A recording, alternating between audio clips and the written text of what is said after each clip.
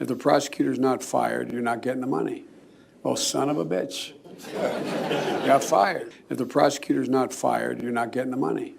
Well, son of a bitch.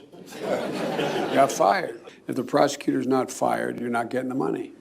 Well, son of a bitch. You got fired. Well, son of a bitch. Well, son of a bitch. Let us begin where our founders began in 1776, when in the course of human events it becomes necessary for one people to dissolve the political bonds which have connected them with another. With those words, our founders courageously began our Declaration of Independence from an oppressive monarch for, among other grievances, the king's refusal to follow rightfully passed laws. In the course of today's events, it becomes necessary for us to address, among other grievances, the president's failure to faithfully execute the law.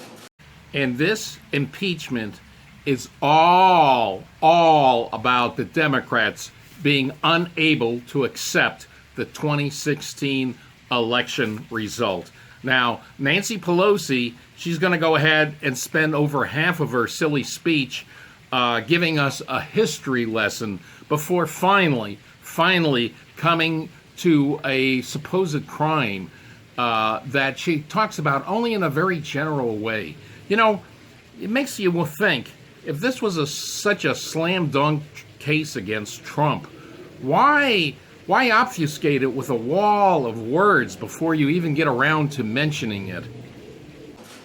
When crafting the Constitution, the founders feared the return of a monarchy in America.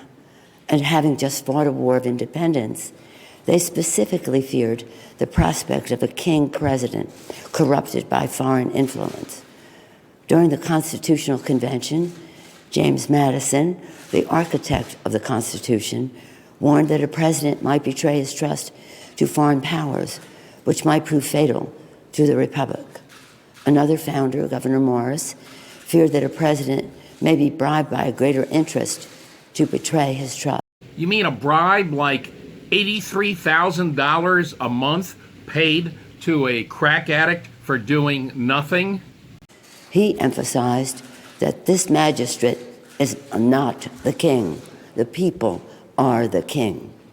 They therefore created a constitutional remedy to protect against a dangerous or corrupt leader: impeachment.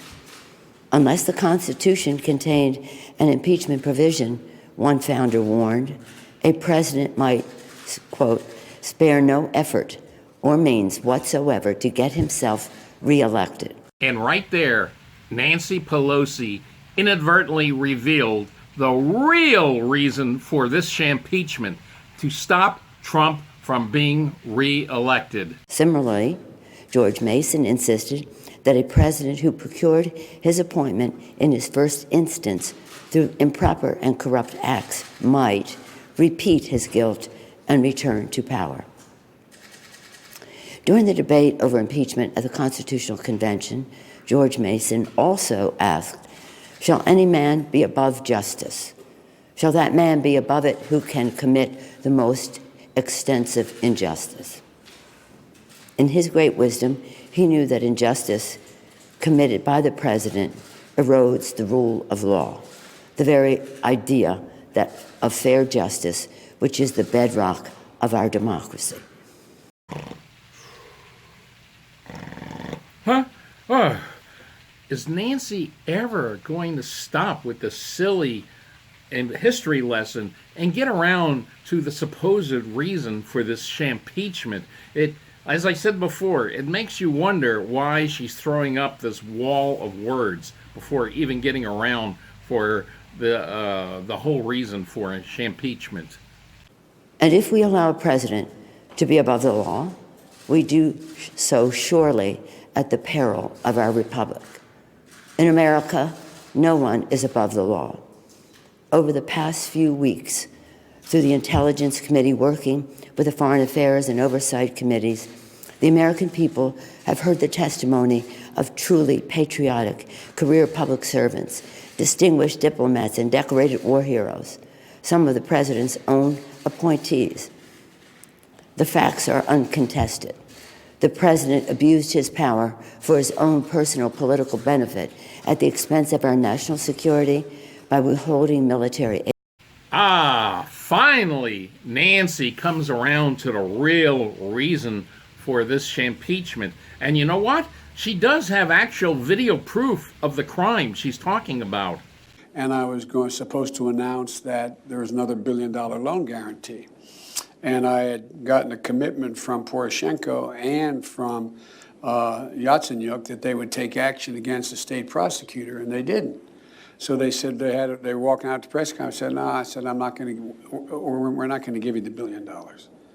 They said, you have no authority. You're not the president. The president said. I said, call him. I said, I'm telling you, you're not getting the $1 billion.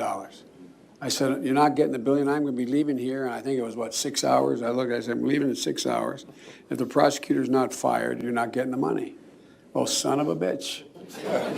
Got fired. Oops, never mind. Yet, you know what? The reason she lays out for impeachment could have been used to impeach Vice President Biden when he was in office, as you saw from his confession. Yesterday, at the Judiciary Committee, the American people heard testimony from leading American constitutional scholars who illuminated without a doubt that the president's actions are a profound violation of the public trust. Let's cut to the chase, Nancy. The real reason why those constitutional scholars recommended the impeachment of Donald Trump is because they hate him. They hate him. And if you think I'm exaggerating, take a look at this clip of one of those constitutional scholars, Pamela Karlan, just dripping with absolute TDS hate. Yeah, so I was struck. I came in from the airport yesterday, and I got off the bus from Dulles down at L'Enfant Plaza, and I walked up to the hotel. And as I was walking past what used to be the old post office building and is now the Trump Hotel, which I had to cross the street, of course. Are you staying there? God, no. Never. The president's actions have seriously violated the Constitution, especially when he says and acts upon the belief. Article 2 says I can do whatever I want. No.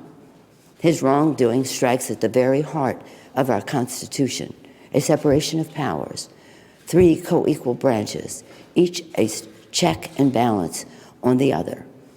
A republic, if we can keep it, said Benjamin Franklin. Our democracy is what is at stake.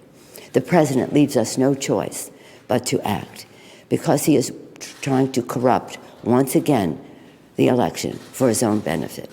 The president has engaged in abuse of power, undermining our national security and jeopardizing the integrity of our elections.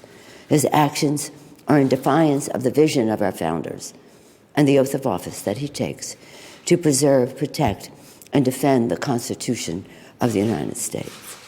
Show me the evidence. All this is based on second and third hand laughable hearsay that would be immediately tossed out of any regular court case. And yet, the Democrats are using this as a basis to proceed with impeachment. What a joke. Sadly, but with confidence and humility, with allegiance to our founders, and a heart full of love for America, today I am asking our chairman to proceed with articles of impeachment. I commend our committee chairs and our members for their somber approach to actions which the president had not made necessary. In signing the Declaration of Independence, our founders invoked a firm reliance on divine providence. Democrats, too, are prayerful, and we will proceed in a manner worthy of our oath of office to support and defend the Constitution of the United States from all enemies, foreign and domestic. So help us God. Thank you. The Democrats are prayerful that this won't boomerang on them. They're worried that their dearest goddess Gaia will punish them for this absurdity at the polls. And you know what? They would be right. If the prosecutor's not fired, you're not getting the money. Oh, son of a bitch. You got fired. If the prosecutor's not fired, you're not getting the money. Oh, son of a bitch.